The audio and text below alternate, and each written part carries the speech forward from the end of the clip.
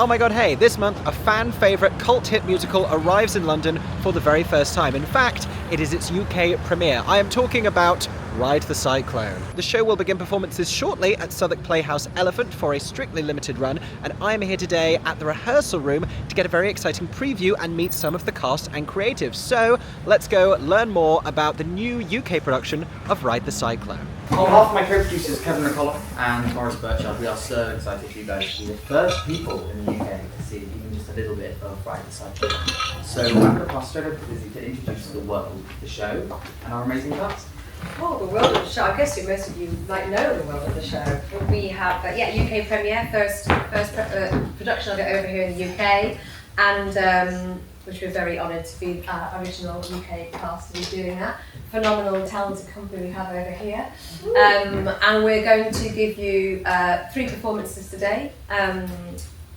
Ocean Song, the Misha song and Jane Doe song, but not every bit of staging will be shown today because we need to keep some of the magic till the opening night. So you need to buy a ticket to get to come and see what happens on stage. A show about 6 teenagers who die on a roller coaster. It starts dark, and they are brought back to this sort of Netherland where the amazing fortune teller Karnak, played by Edward over here, gives one of them an opportunity to have their life lived again and have a full life lived again because they all had their lives cut short, and they all vote for that via song, and they all have to explain why it needs to be them and why it's they have to be the chosen one through their own song. So we're going to show you some of those songs. Hello, I am the amazing Karnak. This is not a boast, but rather what it says on my legal patent as a precognition machine.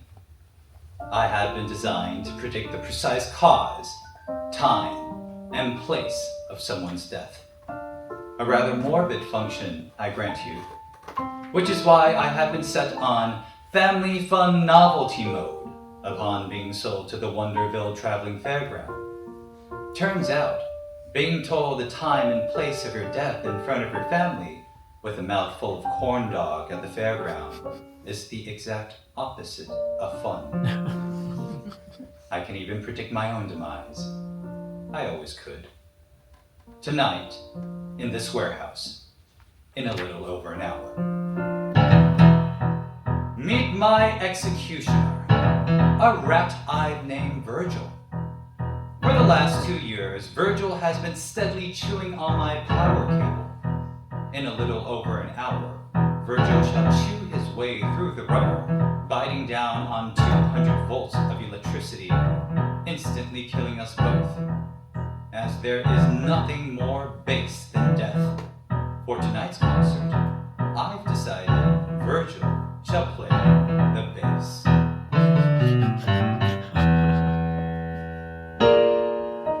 Before we begin, let me lay down some ground rules.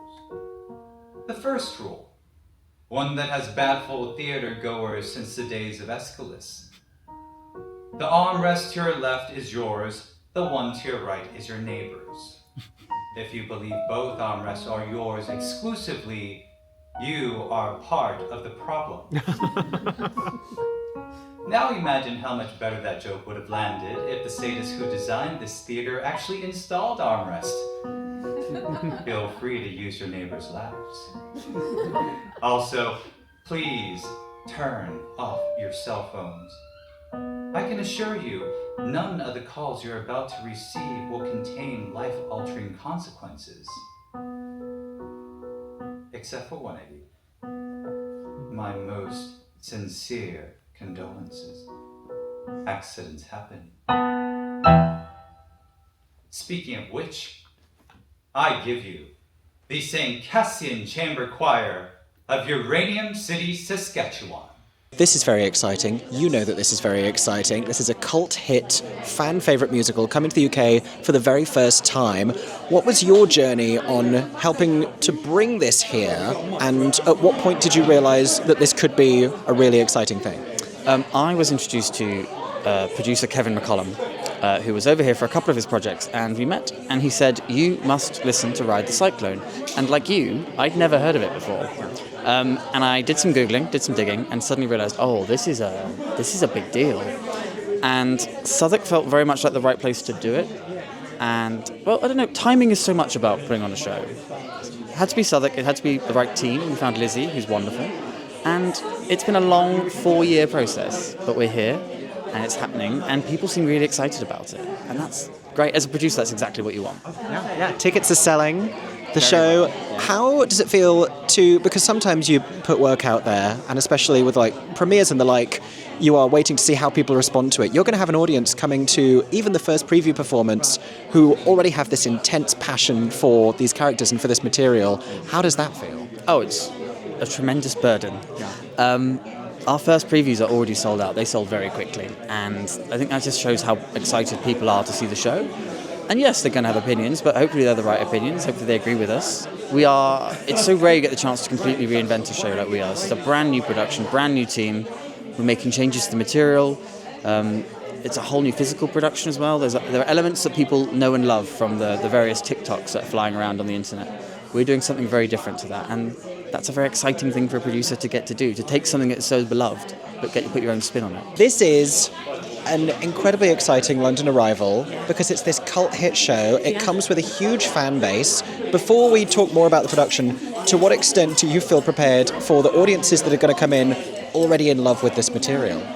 I mean, what a great starting point, I think, for me is I actually didn't know the show before it came to me, and I was told to, go away, listen to the music and read the script, and then you sort of dig in and you go, oh, okay, I wonder where else this has been done, and then you hear about the fan base and you're like, oh, it's big, and especially for the company as well.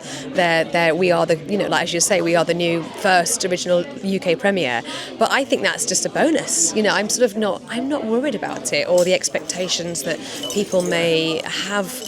We're not rewriting it. We are reawakening this show, and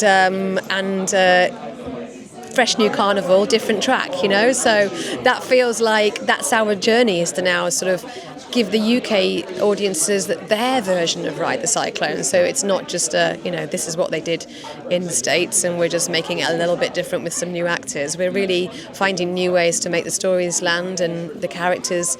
Our characters the cast is so brilliantly talented, and making it work for them and with them and their voices and their bodies and their backstories that they can bring to the piece. So it's very exciting. Yeah, the show has traditionally been seen on a lot of smaller stages, intimate spaces like Southwark Playhouse, but is it intimidating nonetheless to try and take this world and the proportions of it and create that energy there? Yeah, I think you should always lean into the space. Like, that's what the excitement is for me, is it's easy to think big, but actually when you're given parameters and boundaries, then that's where the fun happens, because you've got clear guidelines as to what you can make that live within. And that, for me, I love immersive theatre. I love making an audience feel like they're not sort of sat back behind cross archers have their place, but actually to be really in it. And that's exactly what we're trying to do with this production, is kind of make it quite immersive. We're not going to drag anyone up on stage, I promise you, but it does feel like you're sat within a world that as soon as they enter the theatre, they're in the Cyclone world, which is very exciting. Yeah. Oh, I'm looking forward to this very much. What was it about the material when you first then went away and listened to it, read it, that struck you about the show? The soundtrack, I mean, the songs are incredible. I mean, each one is also has its own pop songs, or there's obviously you've just had Jane Doe's ballad, operatic numbers, the hip hop number. I mean, every song is so wildly different. For me as a choreographer, personally, that's so much fun, because it's a bit of a playground of orchestration and storytelling. So that was one of the biggest keys, and also just a song that is for the youth of today, where they can feel seen, and people who don't always necessarily feel heard or valued, and just some of the key sort of themes in the show that they can maybe hopefully take home with them, and just measure what pressure we put on ourselves these days to feel whatever important or valued. And I think I think we're trying to make a little message to the audience when they go away, that they're like, I wonder how I could spend my time if I'd have given myself another hour to have had that phone call, or whatever it may be. So time, we can't outrun it. Ocean O'Connell Rosenberg heroically concedes. She does what? I respect you for taking the moral high ground. Next. But I was just trying to prove to you that I'm a good person. Duly noted. Next. No, I am urging you to make the responsible choice here for the betterment of humanity. What the world needs is people like me to keep it all spinning around. I'm the move around, the shake around, the hairline maker. I get up, no one's gonna keep me down. Okay, it's clear I'm the top of this class. These folks here, well, they pump the gas. Fetch me a coffee, shine my shoes. Send the server down the corner to she got a sandwich, artist, a security guard. A Walmart burrito and an overdraw credit card. He smokes ganja, it's so pretty. Stay at home and watch a transformer movie. She serves me Coke and a medium fries. No thanks, I don't want it supersized. I have ladies in a cup, keep your head down, baby, don't look up. What the world needs is people like me to keep it all spinning around. I'm the move around, the shake around, the hairline maker. I get up, no one's gonna keep me down. Seriously, this one here is ready to fail. He probably 7-Eleven and goes straight to jail. Maybe sail hubcaps, maybe scoop booze, expressing himself with his homemade tattoos. Soccer mom, maybe dad, or a little brat, no steady man. Maybe another organ donor. Maybe that was a little harsh. Love you, no. Comic books, Spider-Man, but this kid doesn't count. And extensions bad. Never really worked on most never seen. But maybe back to you who plays a tambourine. What the world needs is people like me to keep it all spinning around. I'm the move around, the shake around, the headline maker. I get up, she gets up, I get up. No one's gonna keep me down. And as we move through life tonight, these cool clouds, some don't make the cut that's crystal clear. Oh, yes, sure, isn't someone keeping score? I gotta say it so loud. I mean, do we really need another zero?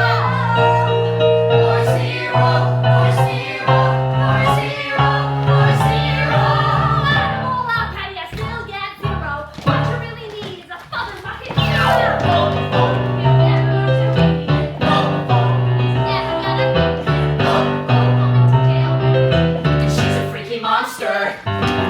Yes, there's a problem. I'm the solution. Darwin had a theory called evolution. He put it into words, but it's plain to see we need a little less of them, a little more of you. World needs is people like me.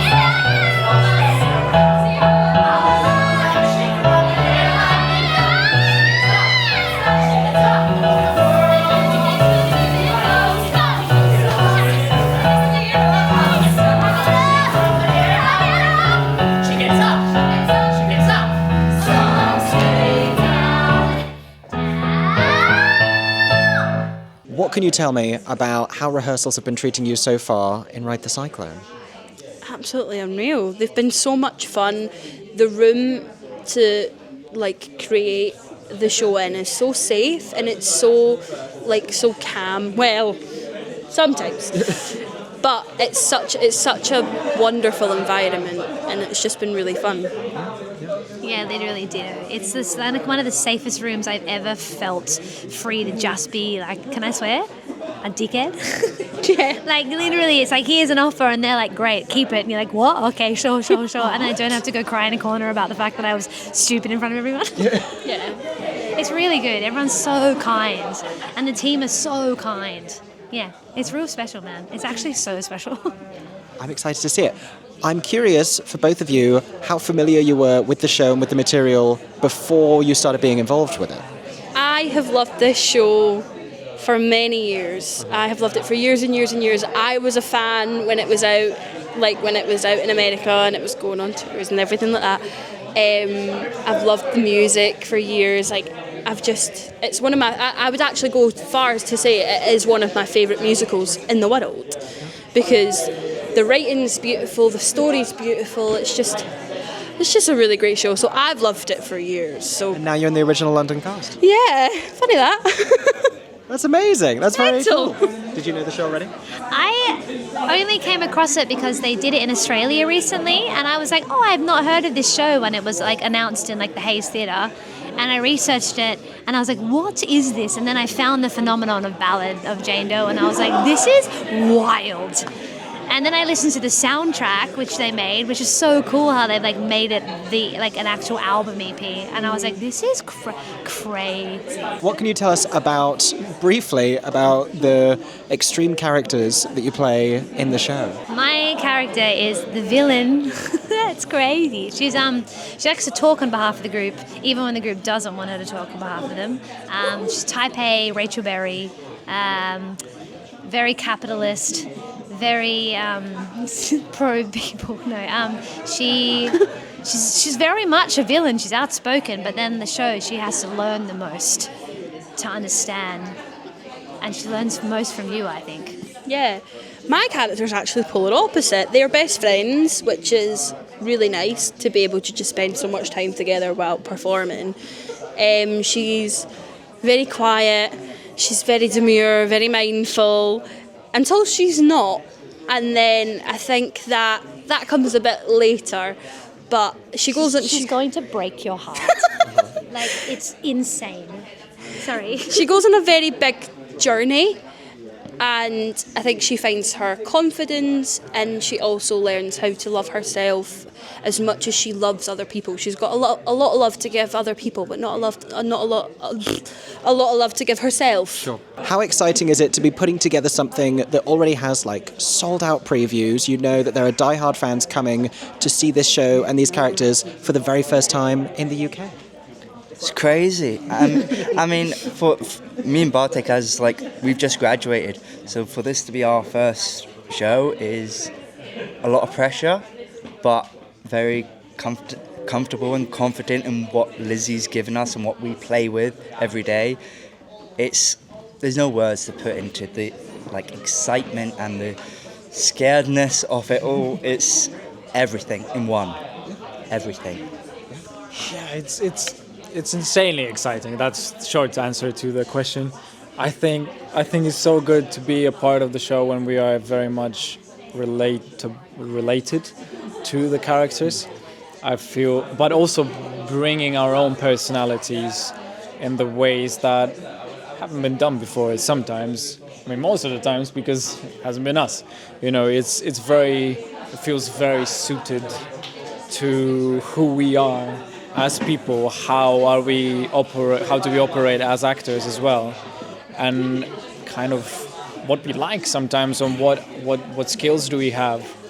And not only the show itself has so much of that already, where we can bring that kind of stuff, and it's characterful already, but as I said, like powering that with our own personalities, it's very, very special, I think there's a lot of pressure. Obviously, there's a lot of fans that love the show, but at the same time, it's sort of like we know it's like a group hug of like we know there are people out there gagging for it. So that's kind of comforting in a way. You know, it's like it's finally getting its premiere, and as a fan of the show myself, being in the show, I'm so stoked that it's finally here, and I can't wait for people to. A lot of people are like, what is it about? Like people that aren't in the know.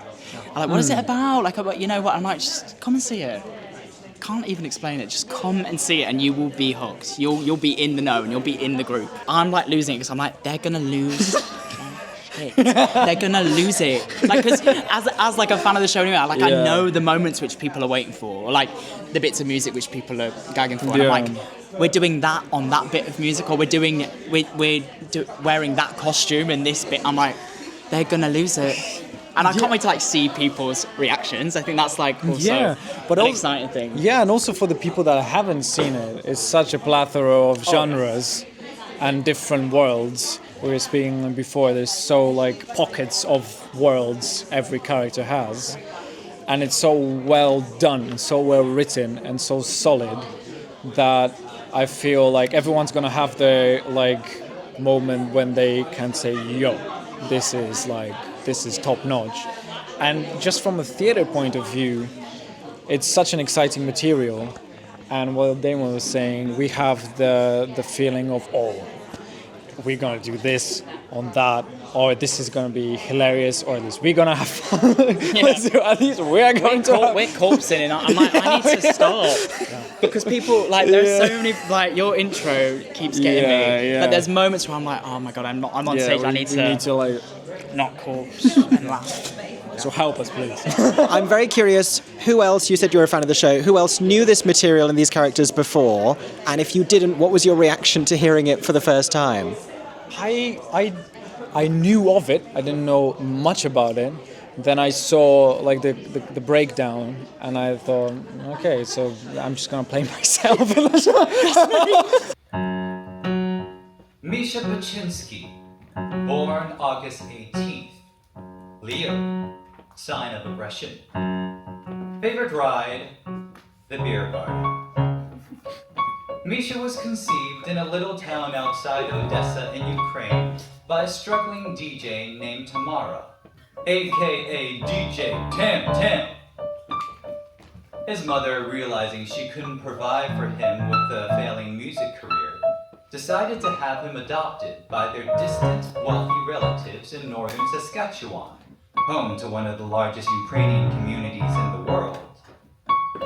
Misha's mother, knowing that her Canadian relatives specifically wanted a toddler, forged his birth certificate claiming he was 2 years old and recently potty trained.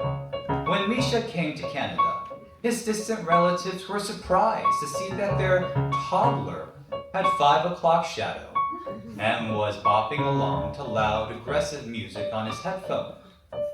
They put him in the basement, where they would prepare food and leave it for him at the top of the stairs.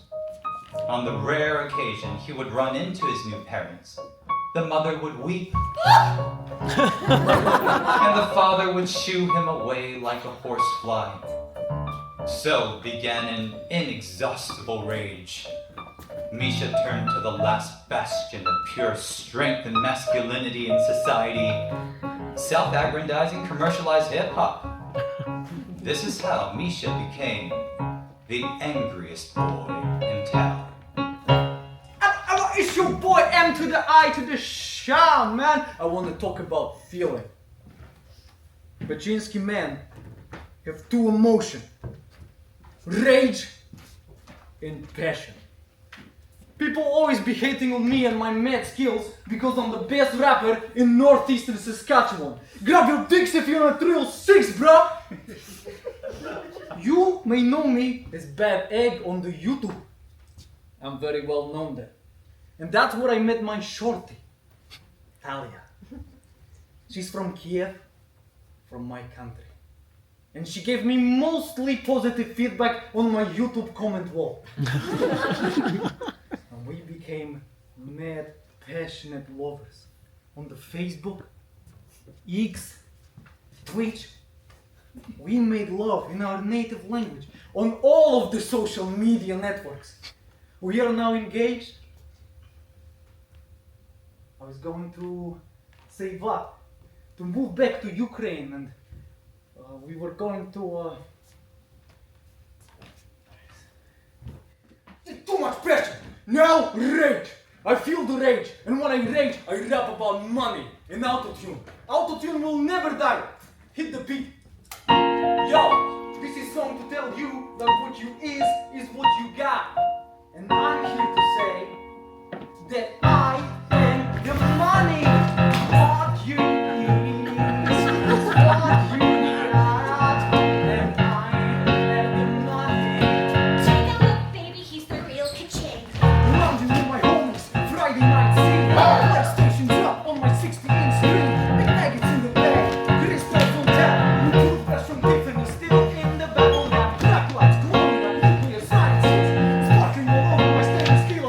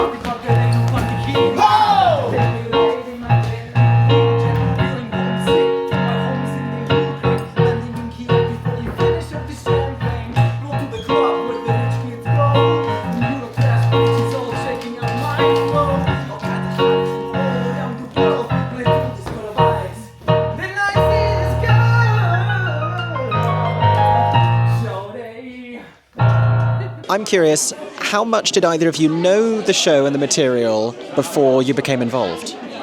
I knew the show quite well. I fell in love with it like a lot of people did during like the lockdown era when it was all over TikTok. So I remember when it got announced, I was like, oh my goodness, I need to be in this. I was the exact same. Yeah, during lockdown, it came off my TikTok, became obsessed with the soundtrack, was listening to it all the time. So when it came into my inbox, I was ecstatic. So you knew what to expect when you got into rehearsals, that this was a little out there, a little bit wacky, and everything that would be happening. We've not seen it. We've seen a preview of some performances. We've not seen what the set or anything is going to look like, but I think you as a company might have had a bit of a reveal as to what to expect. Should we be excited? Is it bold? I think you'll be very excited. It is not a replica of previous productions, which is so exciting. It's so nice to be a part of a brand new version of this show. It's beautiful. The design is stunning. I can't wait for you to see it. And you two, if I'm right, are both swings in the show. Yes. So multiple roles, and these are out there characters. To be playing even one of them, you're learning multiple. How's the headspace? What's going on? Ooh, it's busy up in here. There's a lot going on. But yeah, I think it's really exciting because every character is so different. I think learning them like that makes it a little bit easier because you can sort of compartmentalise them. But yeah, learning them all it's a challenge, but a good challenge. How is it going so far? How is the rehearsal period treating you in this very out there, very zany show? Yeah, it's amazing, isn't it? It's awesome. It's so much fun. We're having such a giggle. It's one of the first jobs that I've ever done where every day I'm genuinely waking up being like, I cannot wait to go into work. It's just so good. Yeah. There has been no moment where it's felt like it's slowed down No. or a drag. It's just going at 100 miles an hour. And I think we're just enjoying every second of it. Yeah, it's so much fun. Yeah. How much are you specifically looking forward to having an audience in the space to be able to do those sections where you are alone in this sort of a monologue moment? Absolutely. So as you can see, you probably get a little bit of our rehearsal room. We don't have an audience. We don't have the balcony. So once I start clocking people, I think that's when the real intensity is going to come out. And I hope people get a little bit spooked and a little bit excited. Now, there is a die-hard audience of excited, committed fans coming to this show, which must be very exciting. And your material in particular, people are really enamoured with already in the social media sphere. Does that feel like an additional pressure? Are you super excited to get to be the original UK Jane Doe? Yeah, I mean, like, what an honour. You know, it's such an honour, but it does come with its pressure and it does come with its weight. But I'm taking it really, really seriously, and I love the part of Jane Doe. Like, I love her. When I first got this audition into my inbox, I was like, I have to play this part. So I am really excited, and I'm excited to meet everyone, and I'm excited to, just experience this whole fandom and show. But yeah, it comes with pressure. Also, FYI, she is probably the best person in the world to do Jane Doe. Apart from Emily Rowe. Yes, I'm sorry, Emily. But apart from Emily, Grace is going to be great. You just got to come see her. Oh, it's going to be so good. As we've all just heard, that was a phenomenal vocal from yourself.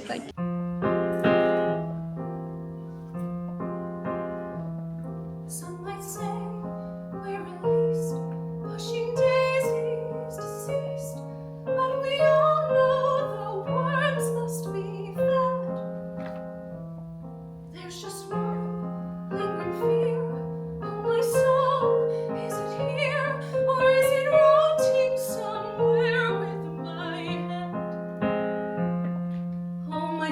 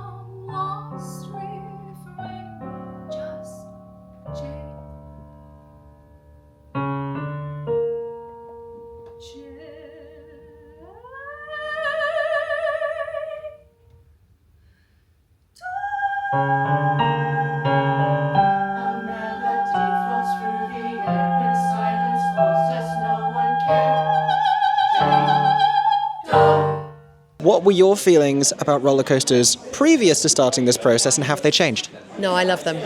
I haven't been on one in ages. I'm going on one at Christmas, at New Year.